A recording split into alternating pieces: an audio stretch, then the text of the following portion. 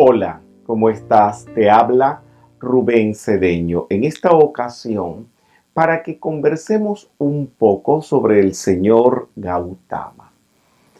En el mundo han habido muchos maestros de sabiduría que han marcado el pensamiento, el sentimiento, la religión, la filosofía de la humanidad.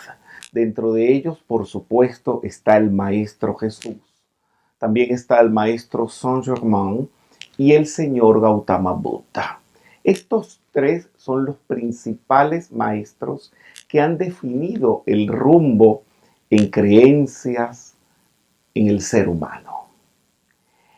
Pero en esta ocasión me voy a dedicar a conversarles un poco sobre el señor Gautama, que tal vez es uno de los menos conocidos. Hasta tal punto que hay personas que creen que el señor Gautama es la estatua de un Buda obeso, muy gordo, que hay que sobarle la barriga para que dé buena suerte, y dicen graciosamente, vamos a sobarle la barriga al Buda para ver qué suda. Pues no es esto que les estoy diciendo. El señor Gautama fue un príncipe de la India, de facciones hermosísimas, de un cuerpo esbelto y de una grandísima inteligencia que dejó una enseñanza para la humanidad muy tremenda. Me he ocupado de la vida del señor Gautama escribiendo algunos textos sobre su vida y de sus enseñanzas. El libro principal se llama Gautama, pero he escrito un folleto muy pequeño que se llama Los 8 Pasos del señor Gautama, inspirado en que toda la enseñanza del señor Gautama se puede sintetizar en el noble óctuple sendero. Óctuple quiere decir 8, por lo tanto son 8 puntos. También se dice que cuando él nació, esto es parte de las creencias de la gente, que pueden ser parte de mitos o leyendas, no sé, que dicen que el señor Gautama al nacer dio 8 pasos, otros dicen que fueron 7, y cada uno de esos pasos tiene una relación con su vida.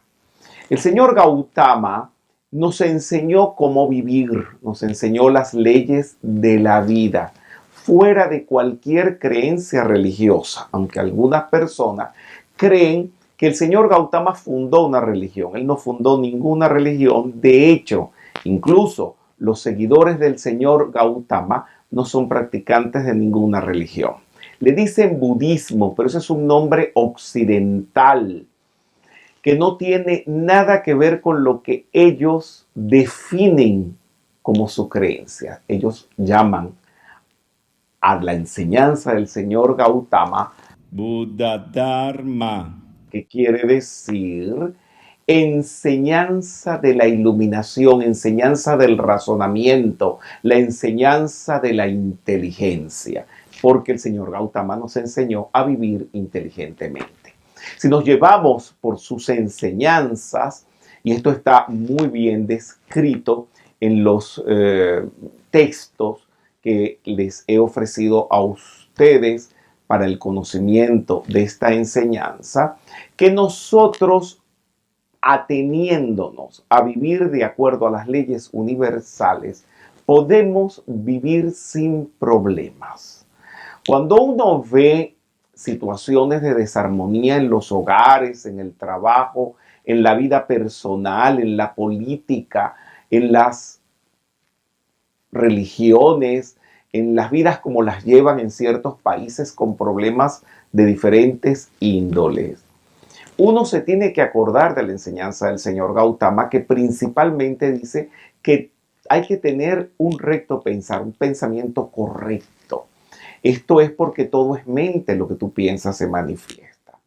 Y hay otros que tienen problemas en su hogar, en su familia, en la política, y dicen, pero yo no pensé mal, pero a lo mejor moviste causas que no fueron correctas, haciendo la elección de una mala pareja, haciendo la elección de un mal gobernante, de un mal jefe, una mala profesión, y esto forma causas que van a traer efectos completamente nefastos.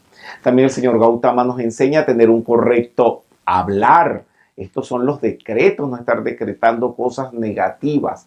También entonces nos enseña a corregir todas estas cosas a través de una correcta meditación, a través de una correcta observación, dándonos cuenta de lo que hacemos para no hacer cosas inconvenientes después que nos tengamos que arrepentir y formar caos en nuestras vidas. Así el señor Gautama se convirtió en uno de los seres despiertos, con el ser interno completamente desenvuelto. Y lo hizo a través de la meditación, meditando en la India debajo de un árbol, que se conoce el árbol Boy. Este árbol se conserva todavía. Él pasó toda su vida dando esta enseñanza hasta tal punto que han pasado 2600 años y su enseñanza todavía sigue vigente, incluso en Occidente.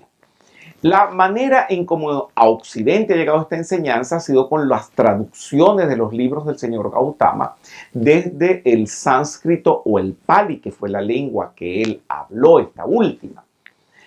Pero no han traducido muy bien porque le ponen muchos términos en estas lenguas, digamos, porque quieren ser puristas y no deformar esto. Pero de todas maneras las enseñanzas de Gautama están todas deformadas, porque en el momento que él las dijo, él no las escribió. Fue después que él desencarnó en una cueva. Él desencarnó en un lugar, pero se reunieron en una cueva en Rajgir, y allí comenzaron a tratar de memorizar, de traer a sus recuerdos de todo lo que él había enseñado, y muchas cosas se cambiaron indudablemente.